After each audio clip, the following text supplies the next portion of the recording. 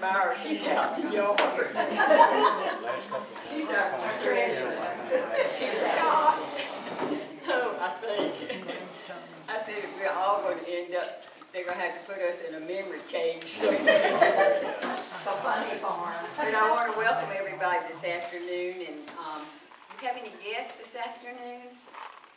If you do, please raise your hand. I guess we're guests. We're not members yet. Will you please stand and tell us who you are? Everybody knows me. Come up to Judy, the podium. Judy and David Smith. Well, it's so nice to have you with us. And we have a gentleman over here. James Henry, it's real good in Poplarville. It's good to have you with us, Mr. Henry. We hope that y'all enjoy the meeting today and come back and join us. We try to have fun. But anyway, at this time, Dale, would you lead us in prayer, please? Dear Father God, we thank you so much for all the blessings you bestow on us. One of those is the ability to meet together with friends and fellowship and learn about the past and where we've come from, and to meet the people again and fellowship with those that we grew up with and have known for years. We are so thankful for the ability to do this and to live in a country where we're allowed to meet like this. We ask your blessings on this group. We ask for to give them safe travel as they travel back to their homes. And we ask for your blessings on our country, our state, and our wonderful little town of Poplarville. We bless our speaker today, and we're so thankful to have him with us. We ask all of these things in our most glorious and precious name. Amen. Amen. Amen. Okay, we'll have our pledge of allegiance to the flag. Stand if you can. I pledge allegiance to the flag of the United States of America and to the republic for which it stands, one nation, under God, indivisible, with liberty and justice for all. Okay,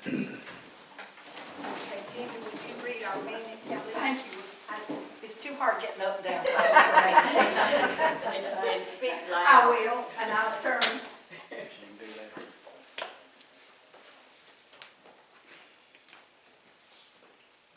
Okay, make sure I got the right here. Something's got messed up here. Our last meeting was Just going out to work. March. Well, I know I had it. Here it is. Sorry, I got too much. I tell you, we're all in bad Too shape. much paperwork. It's about that. Okay, the Poplarville Preservation and Historical Society met March the 21st,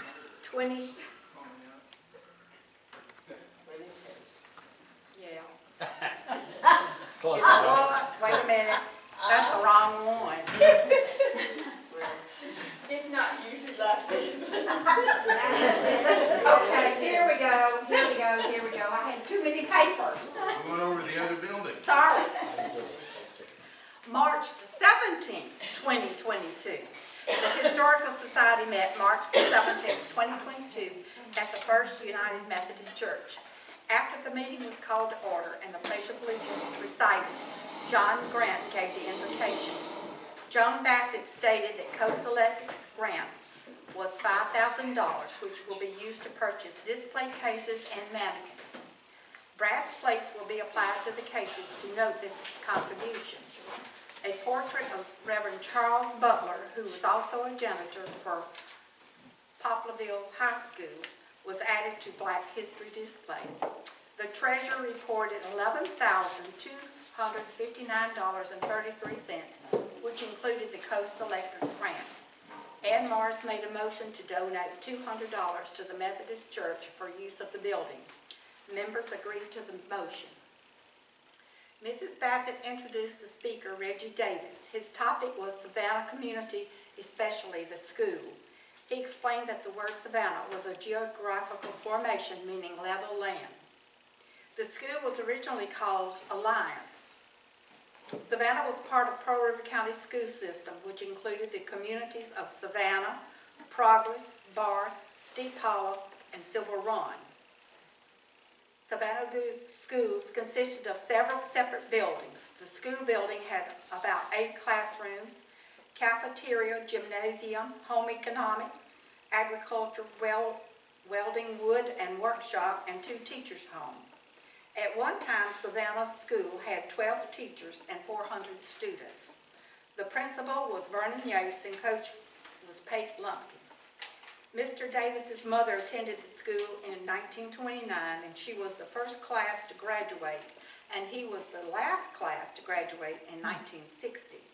Savannah was included in the consolidation of the Poplarville separate school system.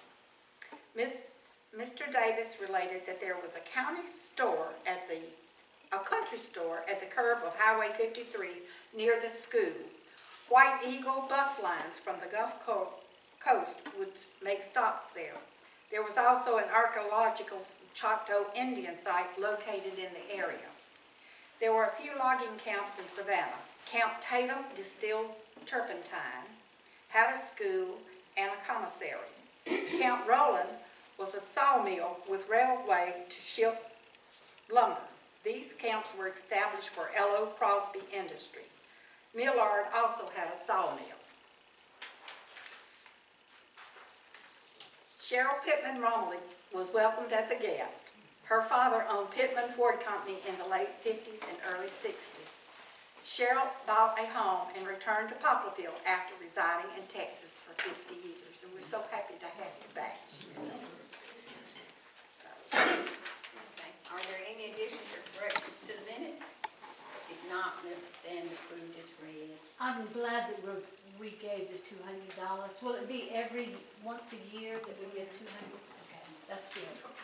We should. Oh, John, before we start, would you make the announcement about the tea? I'm sorry. Would you make the announcement about the tea? Need a date, the 7th? May 7th. Okay. There's a mother-daughter tea here. It'll be the 2nd annual mother-daughter tea here in this room on May the 7th, and it's from 11 to 2. I don't know why I'm making this announcement. Anyhow, everyone is invited. Wear your spring dresses and your pretty little mother hats, and bring your children or grandchildren, or in my case, great-grandchildren, or great-great-grandchildren. Anyhow, we'd love to have you all in the college. 2 to 4. 2 to 4. Okay. What do I know? See, I don't know why I'm making this announcement. It's from 2 to 4. It's $10 a person. And it's $10 a per. Y'all are all welcome, and if you need any information, see Carol Williams. That's where I get my information. We'd love to have y'all here. Okay. Myra, will you give our treasurer's report, please? Yes, it's $10,670.41. And that's including our grant money. That's grant money. Okay, thank you. Okay. Ginger said it was 11,000. Well, we Then both we of did them. it to it. We bought. What's the date? All right, I'm listening. She's What's the talking about question? the difference in the 11,000 you'd said earlier and the 10,000 she said, so you're gonna say what you bought with some of that. Coming up.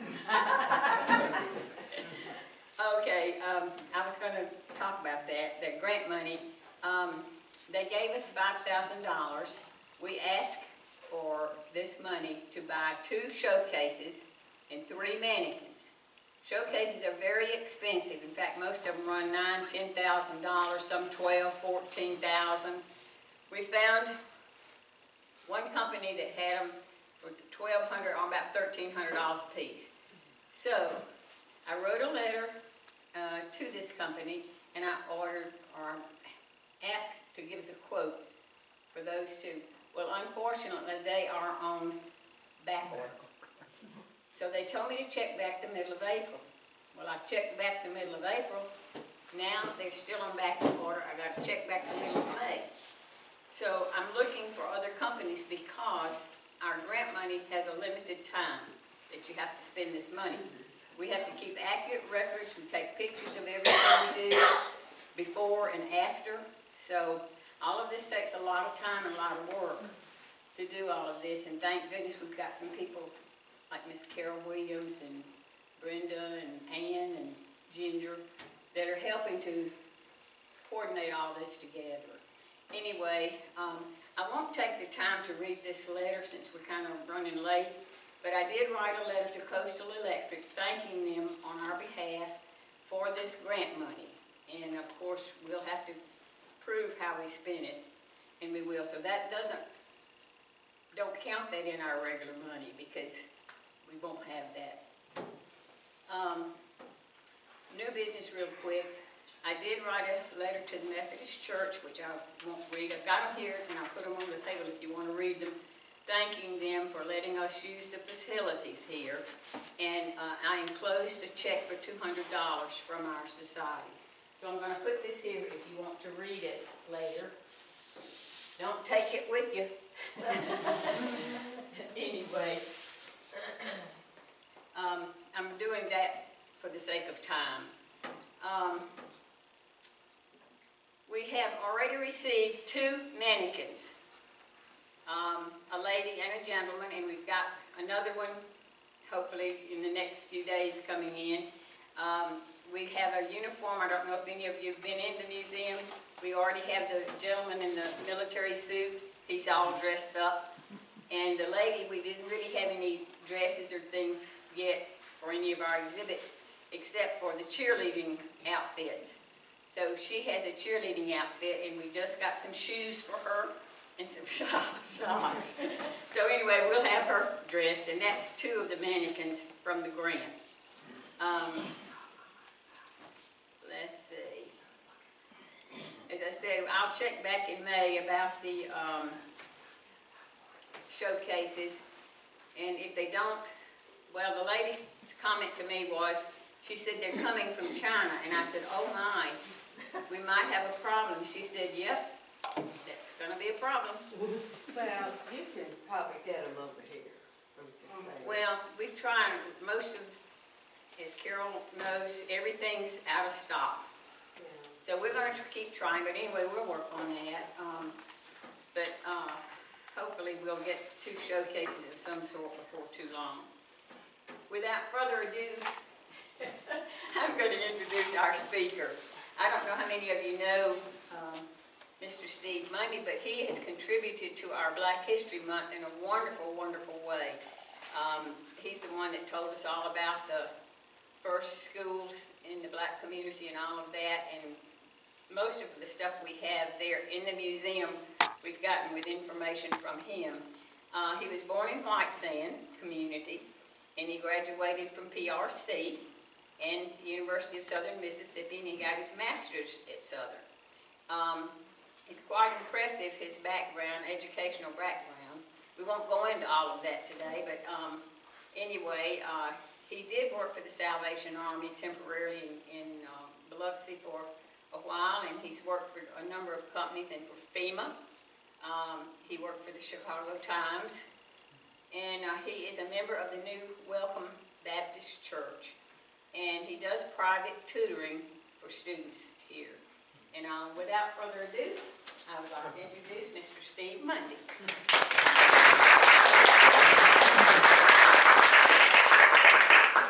First of all, You got enough room there? oh yes. First of all, to say, I want to apologize for my mask, but 3 years ago, this pandemic really tripped me out. I was scared to death.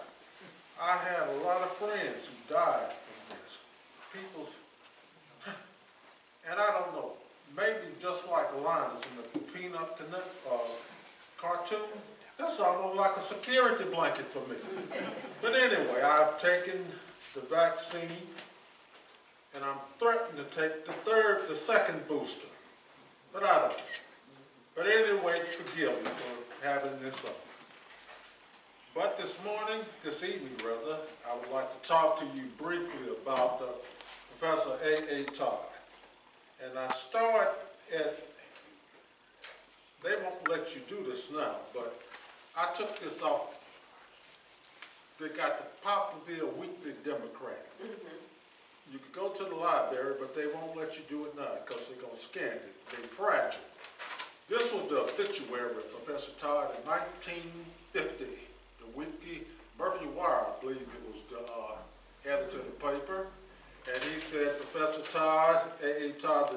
teacher, died Tuesday. And he was 84 years old. And just to read some of the tributes, you might know this man. His name was G.E. Minentry. He was a cashier of Poplarville's Bank of Commerce. I showed that to somebody. I said, what's the Bank of Commerce? I said, well, before they had a Hancock Bank, they had a Bank of Commerce. And it was, right side of it was a chef theater that we all used to go to. But anyway, all peoples had a lot of praise for him. Now this paper was printed in April 18, 1950. To tell you the truth, I wasn't quite 8 months old when this happened. I was probably 6 months old. No, I never knew Professor Todd. Just only heard about him. Anyway, he was born June the 6th, 1865 in Alabama, Gainesville, Alabama. And he lived the first 10 years of his life during the fratricide they called the Civil War. In his first 10 years of his life, he spent during the Reconstruction era, the historian Leron Bennett called 10 of the most improbable years of American history. His brother-in-law, Benjamin Sterling Turner, became a United States congressman from Alabama. And he was a slave, 2 masters he had, but he got an illegal education. He learned how to read and write. And he knew the value of an education. So he married Professor Todd's sister. And so he's made sure that Professor Todd, his twin brother Jackson, James, and Nathan all received a college education. Even in this dystopian world that he lived in, this man changed the trajectory of Professor Todd's life. And his son, now I'm no scholar on him, but I interviewed both his 2 sons. He had a son in Purvis. His name was Thomas Clement Todd. He was the former principal of John Jefferson High School in Purvis. And he was born in 1915. I traveled to Purvis and talked with him. And 3 years later, not 4, in 1999, I went to Chicago and interviewed his baby son, who was born in 1917, Reverend Hewlett Todd. Both of them were born here in Poplarville, but left them here for many years. And anyway, they went to Talladega College in East Central Alabama. And Professor Todd excelled as a student. He excelled as a student. And then for the next 60 years, he would begin a teaching odyssey that would take him from Alabama to Louisiana and founded Mississippi. And anyway, he was a teacher in Alabama. While there in Alabama, he was the vice president of the Alabama Teachers Association. Then all of a sudden, his brother-in-law, Archibald Robinson, who was a teacher, decided to move to Louisiana. But unlike Don Quixote, who traveled and tilting at windmills, hunting for imaginary enemies, he followed him there to teach school.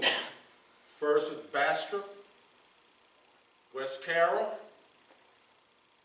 until finally, in 1901 or 1902, Archibald left and came to Lumberton, Mississippi. So I asked his son, I said, what was so special about Lumberton, Mississippi? Why would he come there? He said, well, the Heinz Lumber Company was there. I said, that's not why they call that place Lumberton, is it? He said, I don't know, but it was a thriving, they had a sawmill that operated 24 hours a day. And it was a lot of economic vitality there. So impressed with that, Archibald who was an educator himself, abandoned teaching and became an entrepreneur. There, he started a small taxi and he had a cafe. Encouraged and impressed by that, Professor Todd moved there. In 1894, Professor Todd married Cordelia. She died in childbirth. And Professor Todd named his infant son Edgar. He sent him to Tougaloo College. And then he went north. And his brothers told me they never heard from him again. He vanished. And then Professor Todd came to Alabama. He was still in Alabama. He met another lady. A fetching lass, he thought so. Her name was Molly Blackwell, and he married her. And they came to Lumberton, Mississippi. And he thought he would build a school in Lumberton, or in Purvis. But another school builder named John Jefferson beat him to it, as his son Hewlett said. And so he left.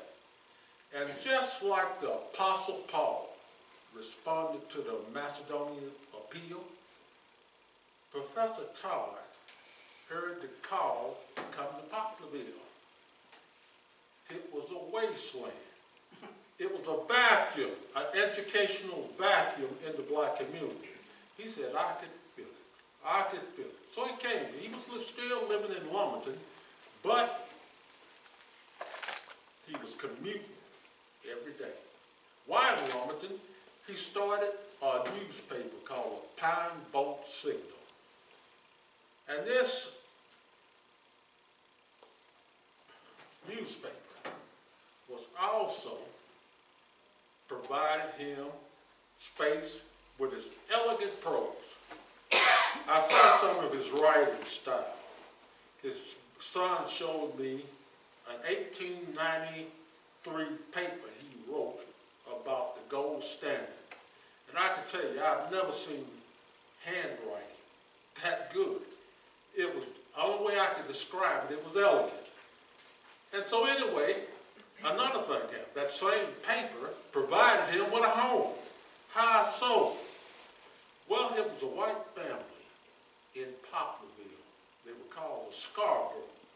They wanted to put an advertisement in his newspaper.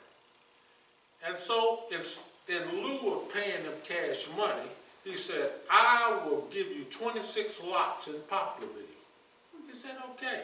Now, if you're ever at the Upper Elementary and you stand in front of the school, look across the road to that land over there. That land belongs to the Todds still to this day. That was part of the 26 lots that he got. So anyway, as most, he wanted to build a school. But you know, here in the 20th century, in Mississippi, it was a lot of people, African Americans, who wanted to build schools here. Another Alabamian in 1903 came. His name was William Holtzclaw. He came to Hinds County. He started Utica Normal and Industrial School, which really evolved into a junior college. Eventually, this school here is probably a satellite for Hinds Community College now. And then there was a guy called Jonas E. Johnson. Came to Jefferson Davis County, to Prentice. And he claims he started Prentice Normal Institute with a nickel and a prayer. And finally, in 1907, it was another guy who came. His name was Lawrence Jones. He was from Ireland. And he started Pineywood School, Country Life School. You ever on 49 going to Jackson? You look over there to the right as you're going north on 49, you'll see Pineywood School. Professor Jones. And anyway, but financing these schools, in 1916, 2 years into the Great World War I, there was not a single black high school in the state of Mississippi. So the peoples here, what they did, they had schools and churches, or in lodges. In Poplarville, Professor Todd, who was a Congregationalist in Alabama, but it wasn't no Congregationalist church here. He united with the Triumph Baptist Church. He taught school from 1905 all the way until he retired in 1946. And anyway, so he wanted to build a school. How to build a school. Now, I'm going to tell you what. During those times, most black schools were privately funded. The state of Mississippi did not provide any money from it. So Professor Todd started soliciting money, an educational drive. His son gave me this, $2,000. This was in 1918 to 1920 that he said this. He named all these places had sawmill camps: Young's, Artisburg, White Sands, Wilco, Derby, Carrill, Nicholson, Henleyfield, White's Chapel, Hillsdale. Poplarville had already raised, they wanted $1,000 for Poplarville. Poplarville had already raised $600.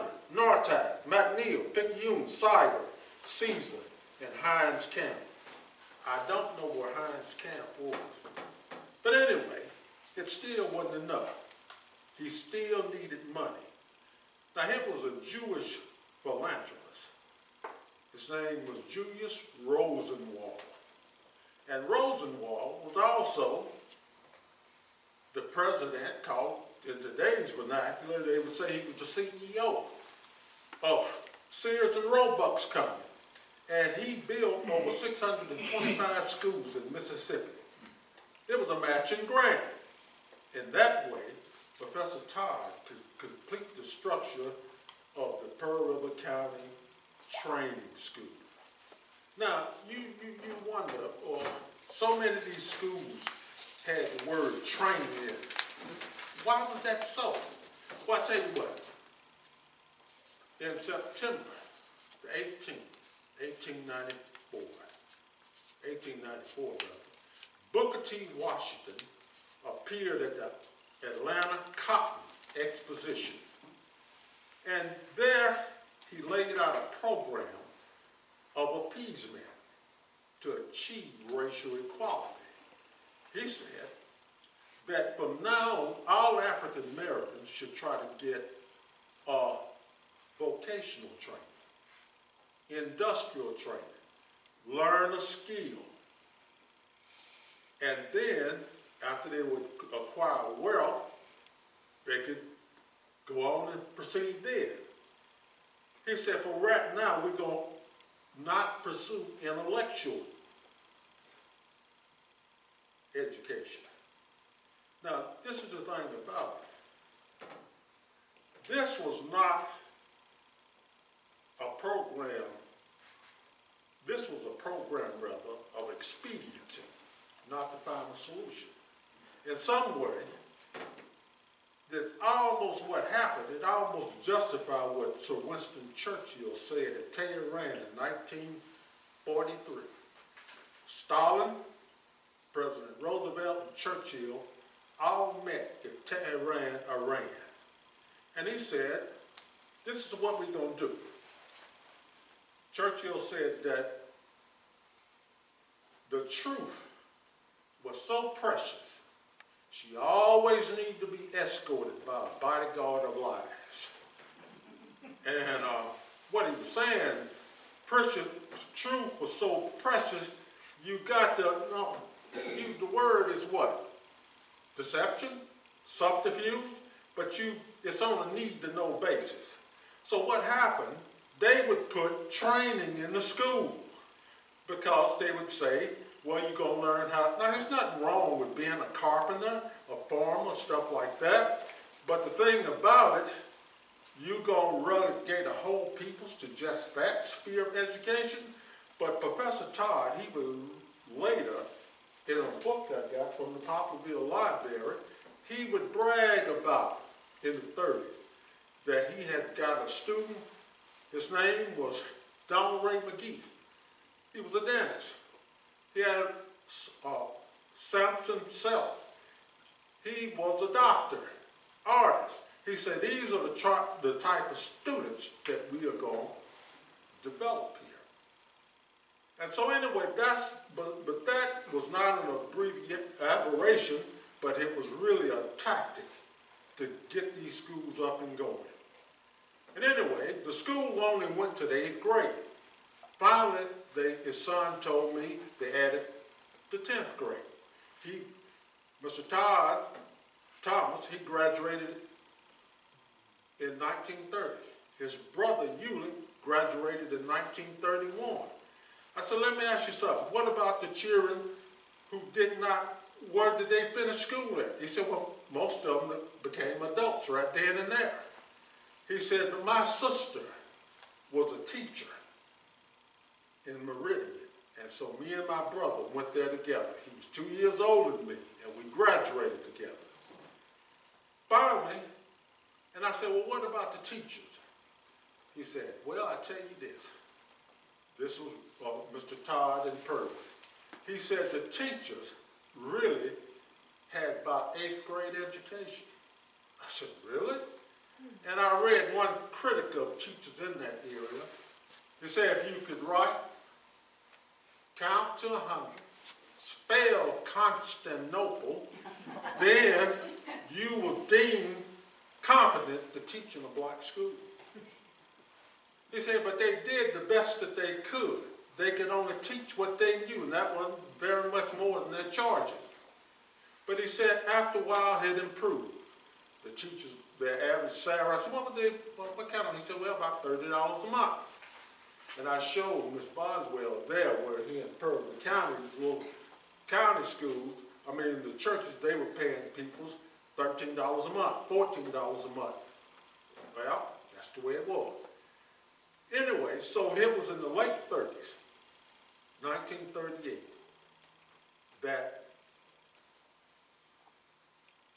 Pearl County Training School became a high school. It was 1 year before the German Wehrmacht attacked Poland and started World War II.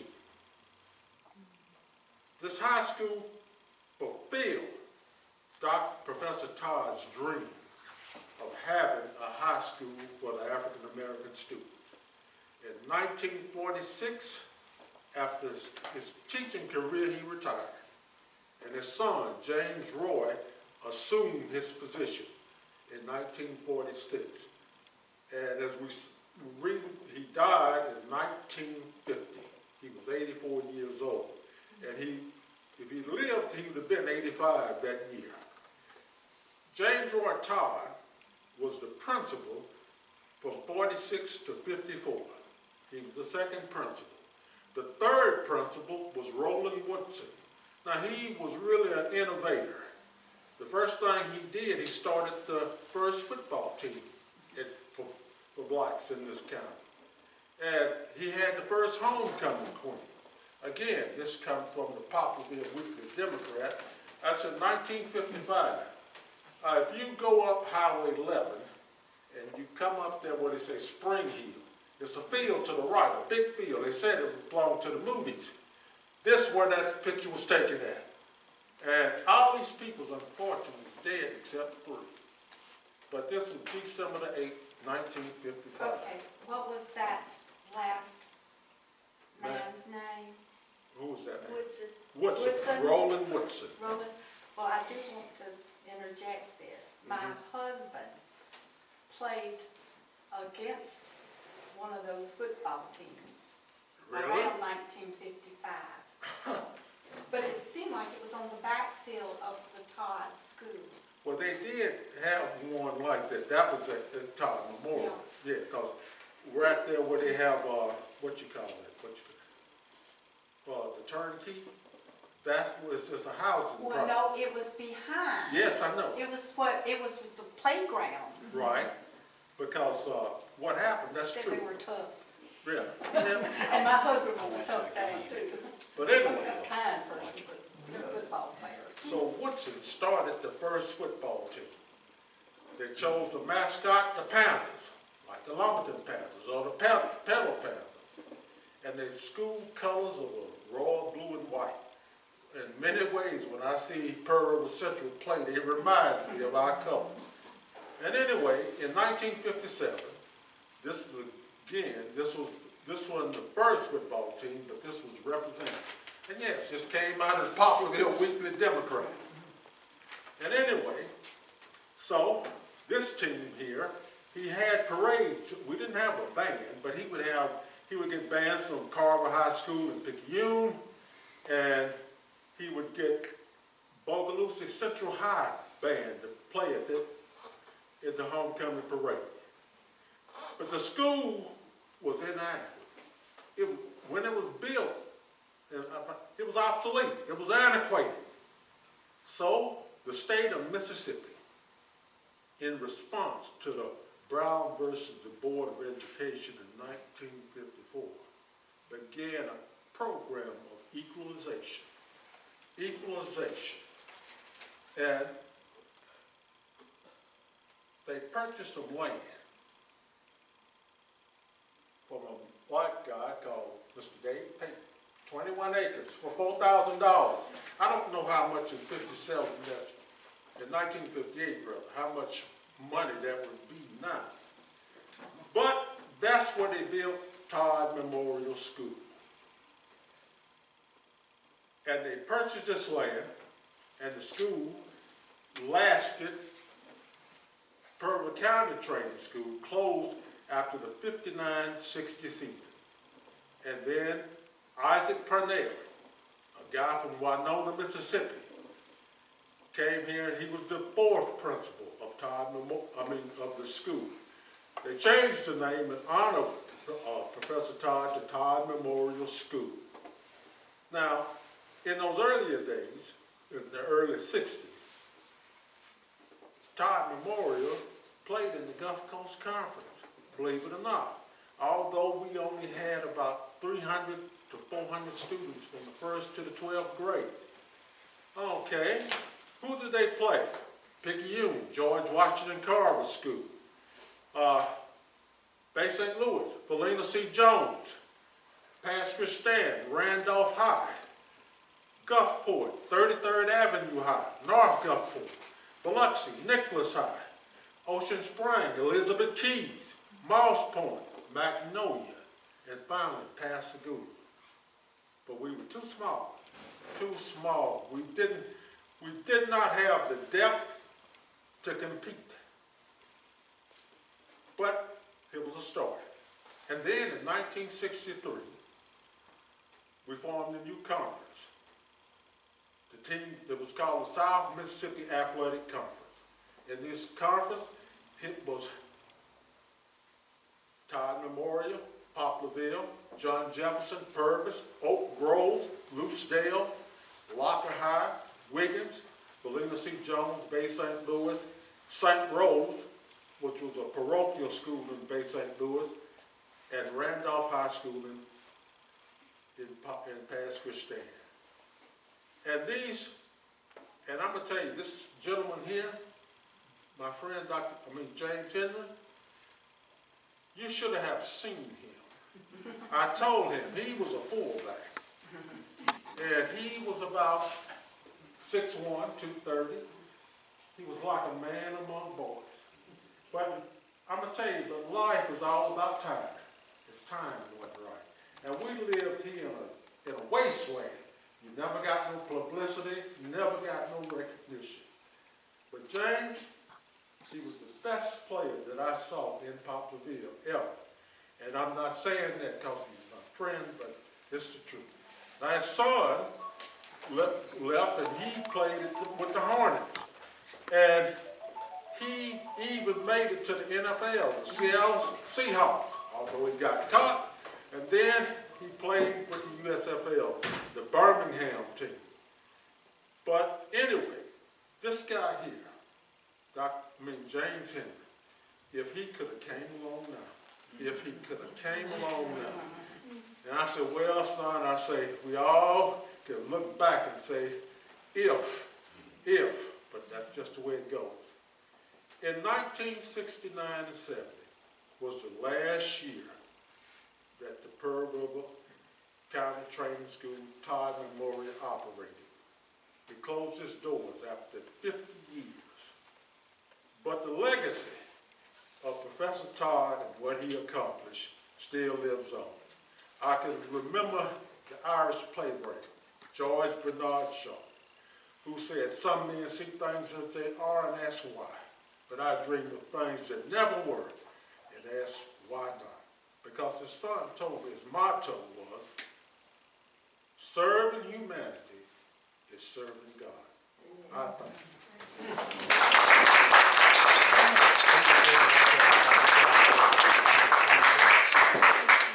Mr. Mundy, that portrait of Professor Todd at the upper, it cannot be moved, correct? I reckon, I don't know. Okay, well, I remember it being in that, in your paper, but, Okay. I went to see it, and it's gorgeous, but, I know Miss, Letha, she said, it's not supposed to move from this Yes, yes. building. Yes. Yes. It can't be moved. But that's part of the agreement. Right. Well, I don't know if any of you know, but we have pictures of the training school there in the museum. We have picture of Professor Todd in his first, I guess it was one of his first classes.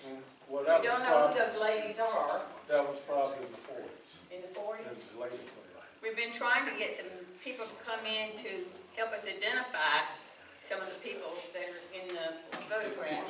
So if you know of anyone, or bring your family and ask people to help us, we want to identify these people and have everything on the picture itself if we can. Thank you so much for helping us to learn something about the Black community schools, and I think it gives us a greater appreciation of the struggle they had and what they've accomplished. So we're really proud of them. Well, I tell you, like I said, you really want to know stuff about Pearl County, they have this volume of sets. I borrowed it from them. At the library. Yes, it has stuff about the, and like I told you, they even had where they interviewed Poplarville Jim Smith's son.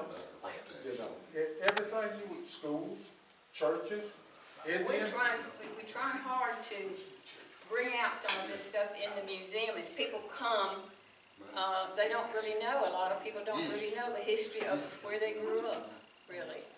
I was commenting to somebody the other day, we were taught history, but it was like national, about the country and the world, but we really didn't know anything about our own community. And I'm hoping that maybe in the museum we can probably educate some people as to the different communities and what they brought into the area here. So please help us to get people in to visit. To give you an example, Monday we had some visitors at the last minute. They came in, I think Ione was working, and they came in about 20 minutes till 12. And two of the visitors live in Cairo, Egypt.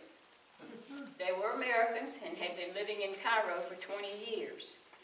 They came back to this country during the pandemic, and they will be returning to Cairo shortly. He worked for Honeywell, and she was with the Associated Press. So you never know who's coming into the museum. Sometimes it's a surprise. How in the world did they get to Poplarville? They saw the museum County. sign Okay. out front. Wake County. That's neat. But anyway, they had brought with them their son and daughter and two small children. Well, they stayed till after 12 o'clock, of course. But they were so interested, they asked lots of questions, and they said, well, we didn't know anything like that existed here. So you never know. They left us a $20 donation, which I thought was really nice. But it's just a matter of educating people and getting people to come and visit. Once they do, I think they'll tell others. And we try to change our exhibits out about every 3 or 4 months. We will leave our military exhibit permanently. but rotate things in there and all. I did want to tell you for our May meeting, excuse me, Mr. Wilman Abram is coming to speak to us about fighting and being in Vietnam. I think it'll be a very interesting meeting. He just happened to come to visit the Black History exhibit. And I saw he had on a cap that was a Vietnam veteran. So I just asked him, I said, oh, were you a veteran there? And he said, were you serving there? And he said, yes. And he said it was awful. So I started asking him questions. And I thought, these are things we want to know, as you know, from our little community. And I asked him if he would come and speak to us. He's a very quiet-spoken man. And his wife said, he won't do it. And so I got him off to the side and I said, we really need to know what you went through in that war. How did you get over there? What did you eat? Where did you sleep? What were some of the things that you experienced? And he started talking. And I said, this is what we want to know. And would you please come? Our group is very informal, as you see. But he said he would, so I'm hoping he'll still be able to come next month. So that should be a very interesting. I think we've learned a lot about the school system that we did not know.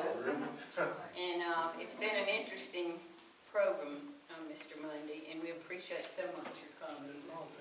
And he's helping us with our exhibit, so we hope this will be a continuous thing and we'll learn more. Are there any questions that you'd like to ask him while we're here?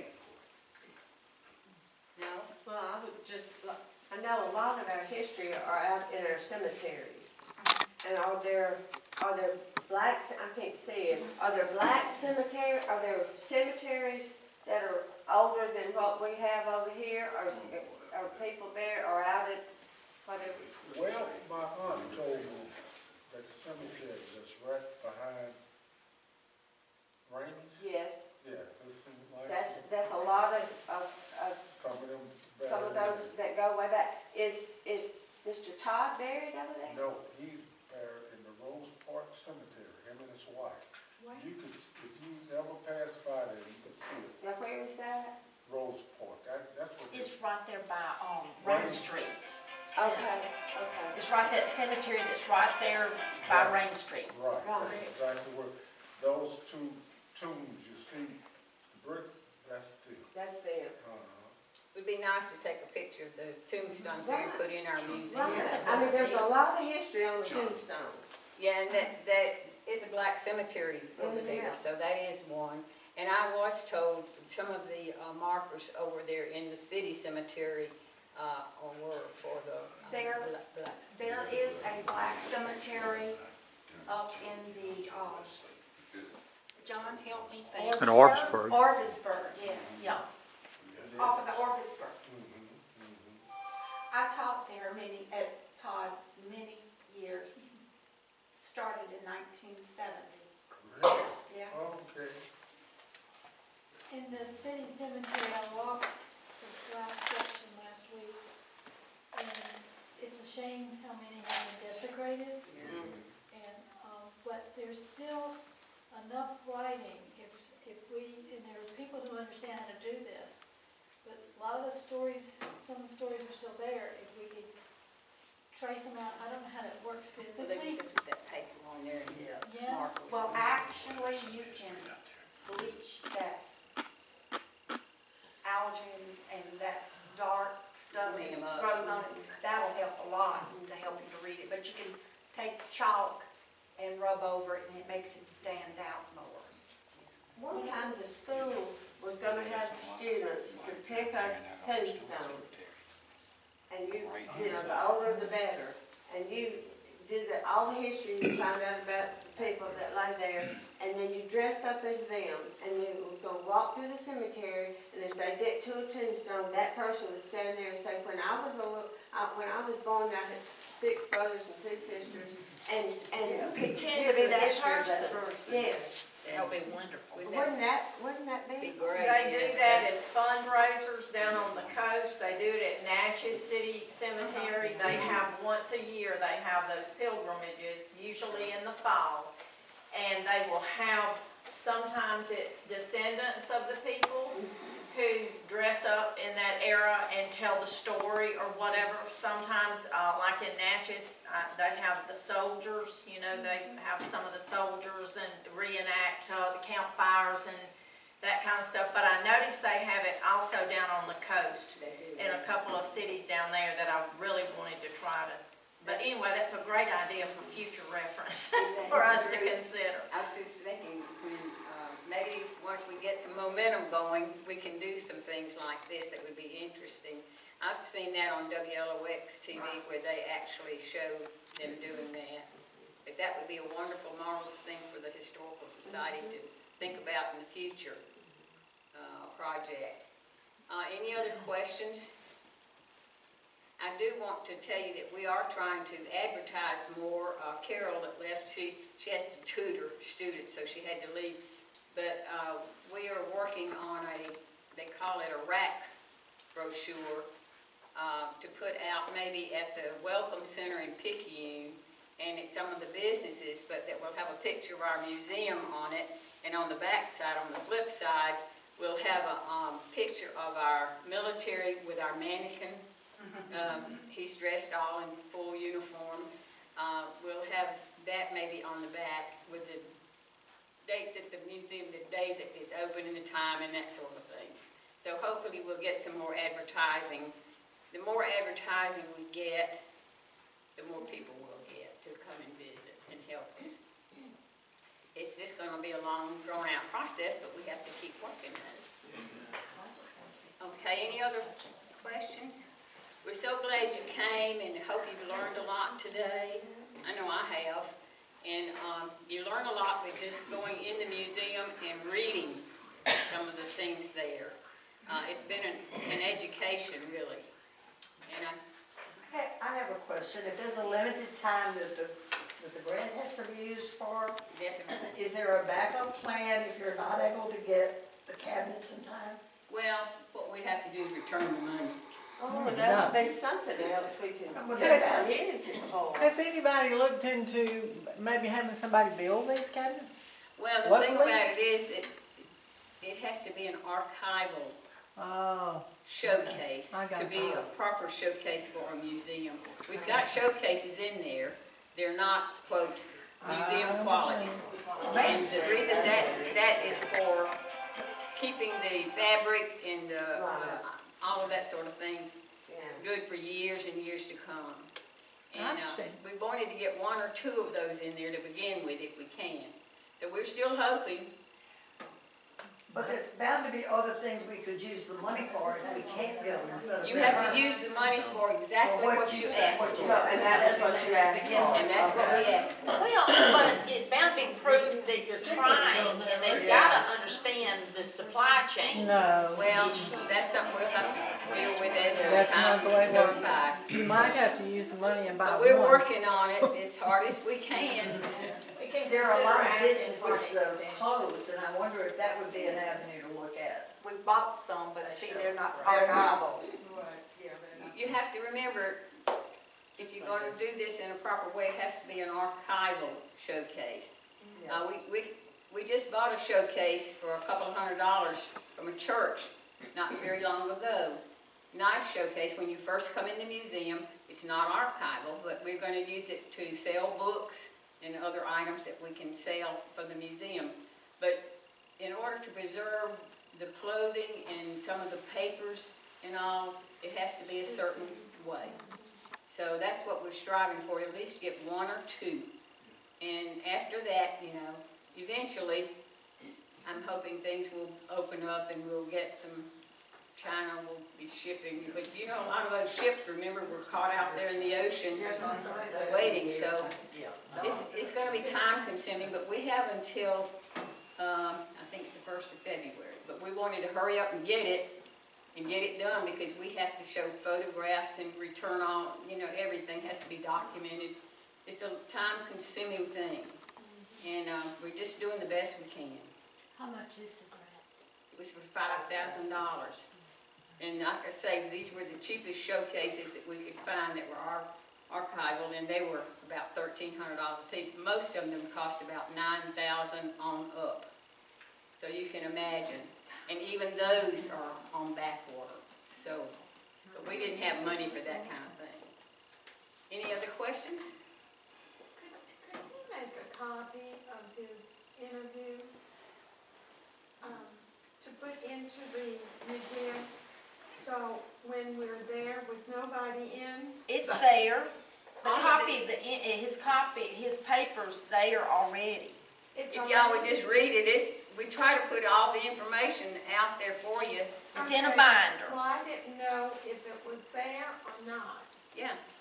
It's, because walk around while you're in the museum, if you're a volunteer, walk around, read everything you see. It's gonna educate you, and you can answer questions to people that come in. That's very important. It's, Okay. I do ask you to, instead of maybe bring a magazine or a book or something, but it's more important for you to really read what's in the museum. Right.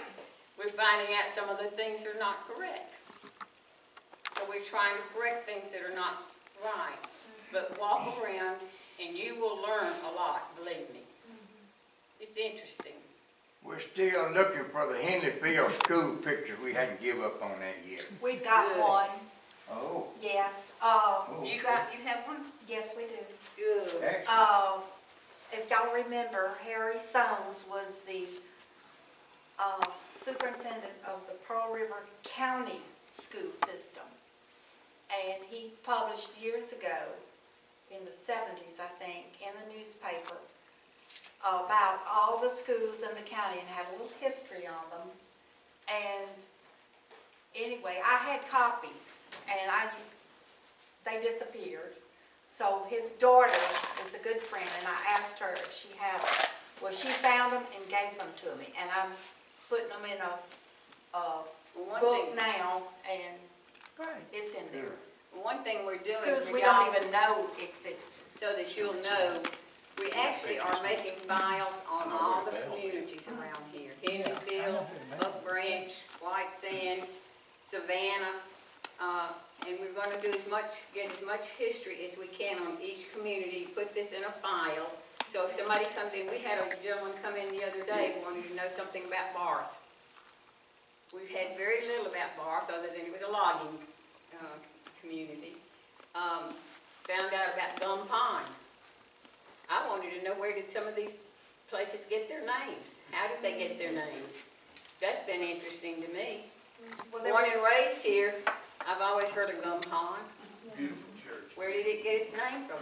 It's a lake or pond with gum trees in it, but that was a thriving community at one time with lots of houses and stores.